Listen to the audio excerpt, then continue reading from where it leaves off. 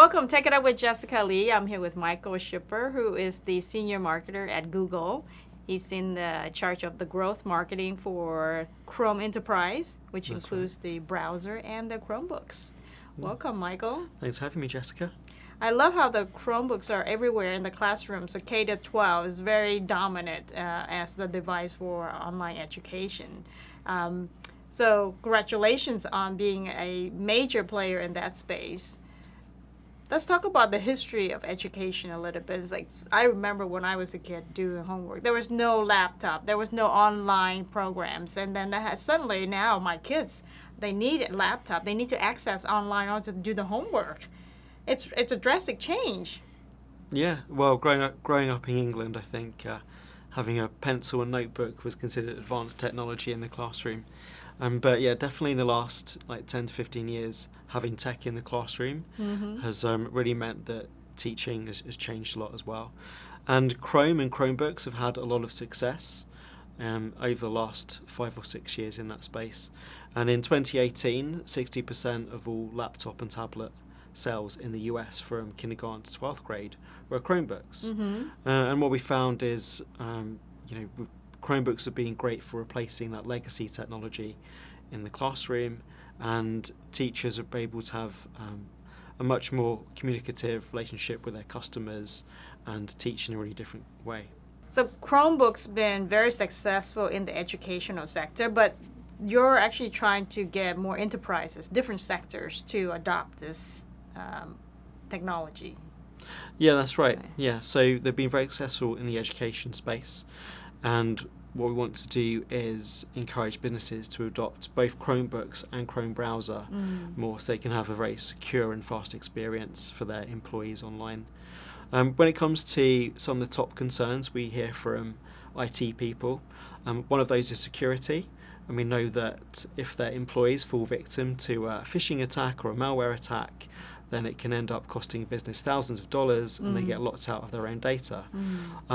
Chromebooks help to mitigate that, and so does Chrome browser as well, through the operating system that we have on Chromebooks, which is Chrome OS, which is updated every 6 weeks, for example.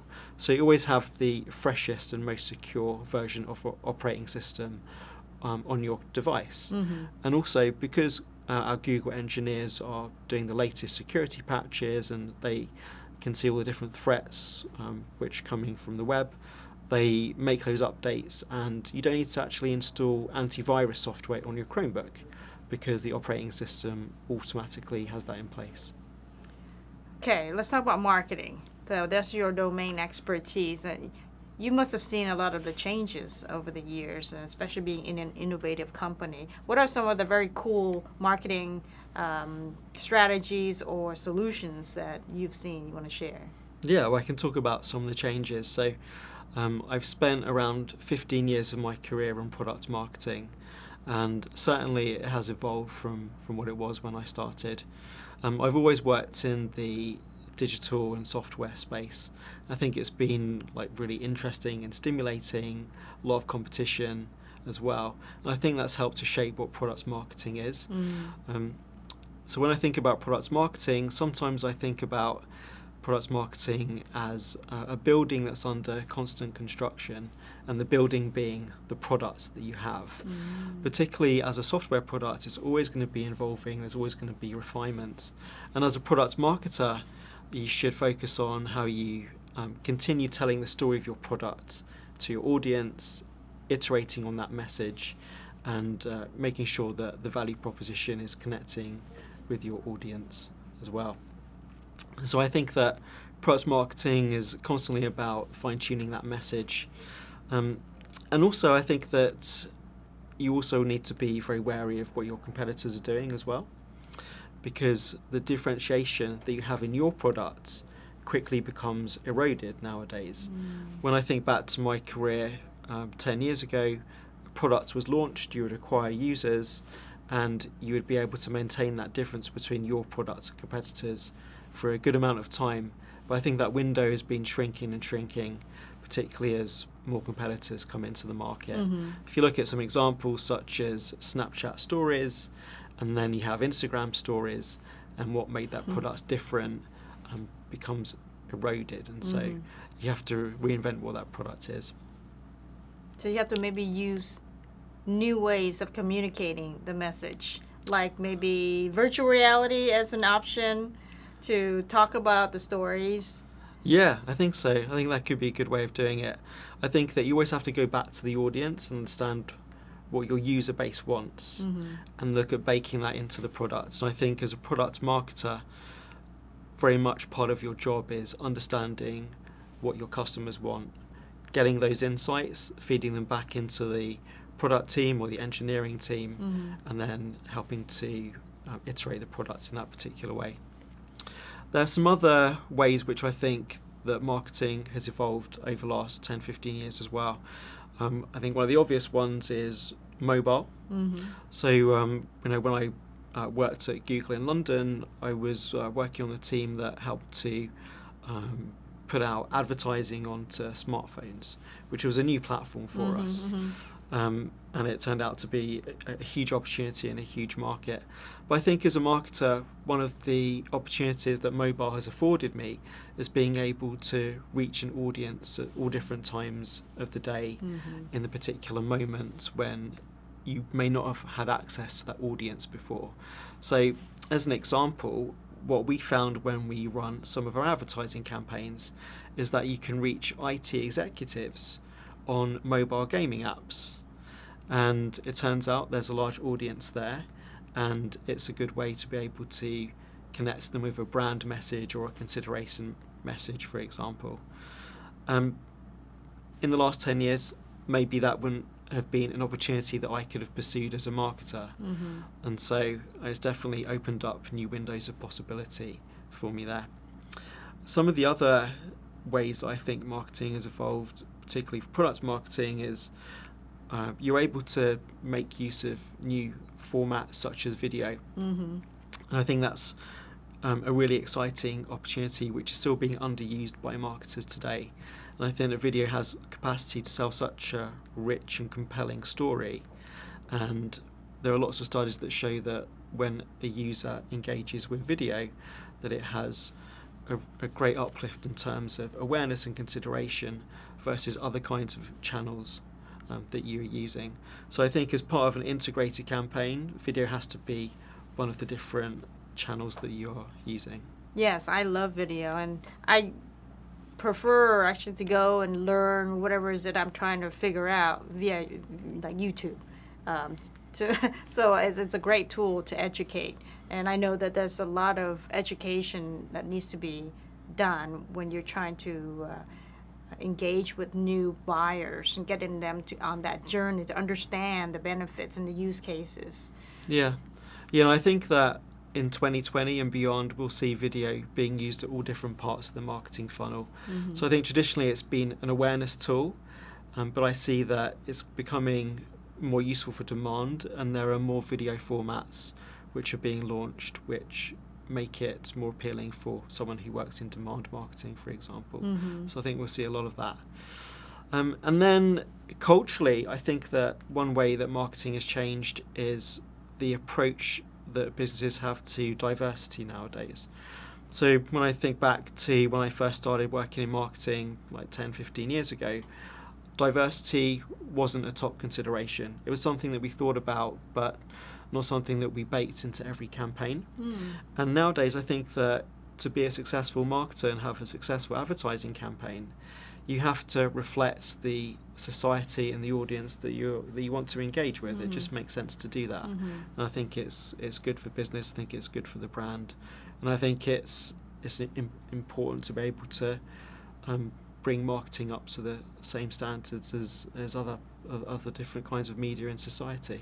Well, that's smart, and it's also showing progress in making diversity is actually a goal in the campaign planning and how you're going to reach your audience. Yeah, and at Google, it's something which we are encouraged to think about with every kind of campaign that we run.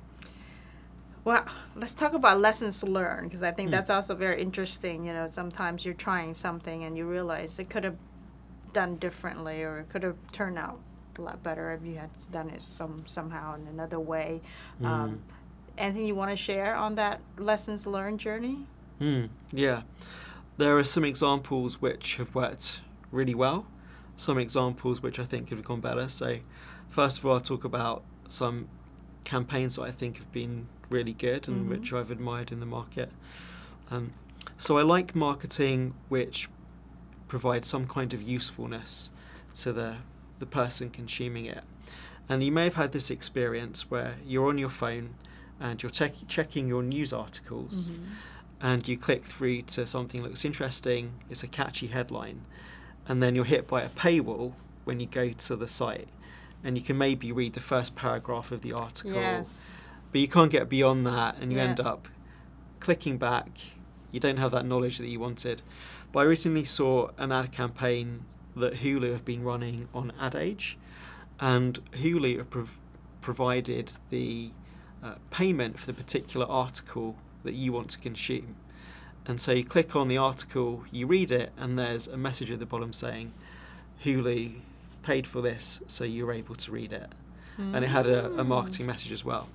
And so I just thought that was a really good way of a brand removing a barrier for me as a user, but also introducing their message in a subtle way. And so I got a lot of value out of that.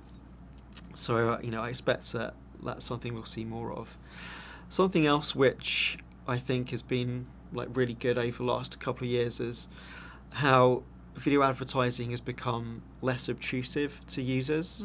And I think that YouTube has really helped to lead the way in that. So when you've watched videos on YouTube, you've probably seen that pre-roll ad which appears before the video you want, but then there's a skip button as well.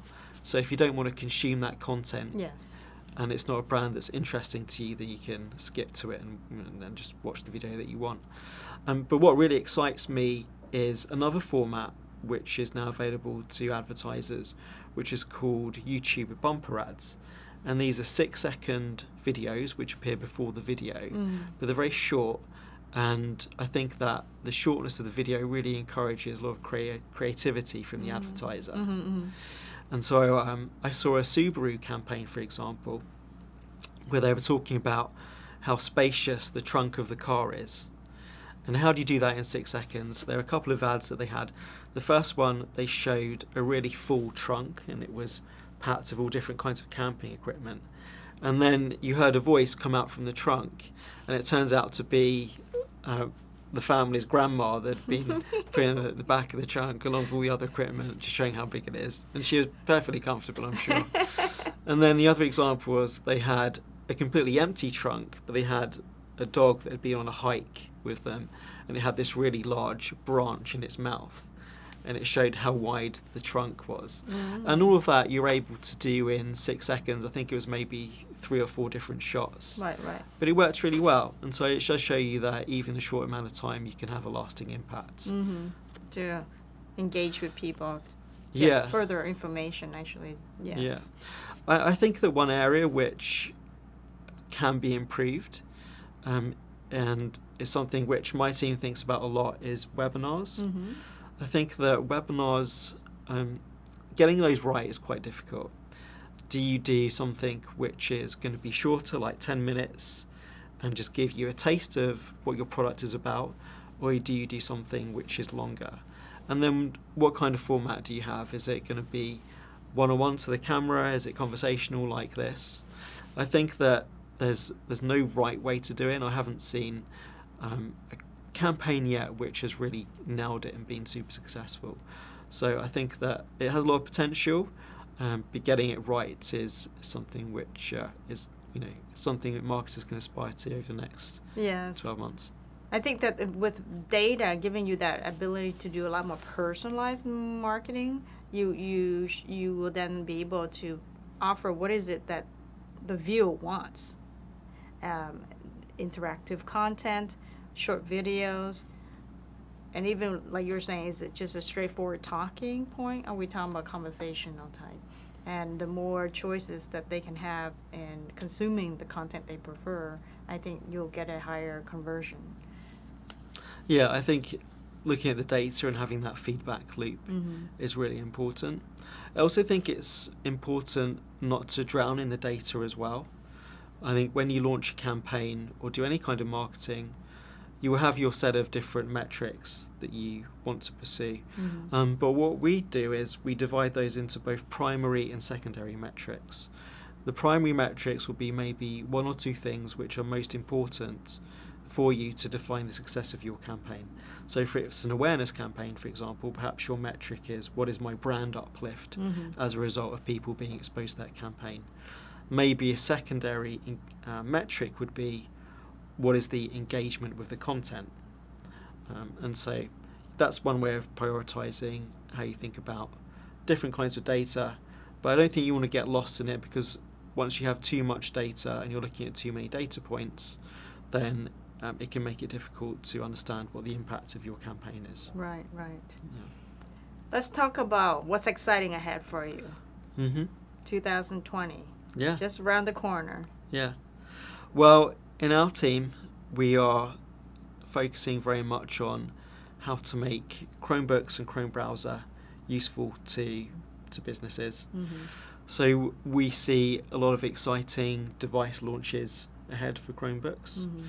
Recently, we announced something called Chromebook Enterprise, which are devices specifically designed for business, and they come with what's called an enterprise upgrade, which is something that unlocks all the business capabilities of a Chromebook. So that includes advanced security protections, it includes different ways that you can manage your Chromebooks as well and integrate them into your existing system as well. And so if you have a business that has both Chromebooks and other kinds of devices, then you can integrate them seamlessly and manage them all together, which is what a lot of IT teams want. But also we know that there are businesses who don't have Chromebooks, but they also want all the goodness that Chrome has to offer them. So, increased security protections, really productive and seamless way of accessing information on the web. And so Chrome Browser is ideal for that, and we have a product called Chrome Browser Cloud Management, which enables you to, as an IT person, deploy Chrome to your staff across your organization and manage it from a single interface. So you could have a company with 100,000 employees. Instead of having them install Chrome individually thousands of times, you can make that deployment for them and push it out across their machines. And then you can set different policies and different ways of them to work, so everything is customized to how they would want it. Very convenient to manage that. Yeah, that's right, yeah. That's exciting ahead for you then. Lots of work in promoting that also and helping the sellers. Yeah, that's right. We also work very closely with different partners as well.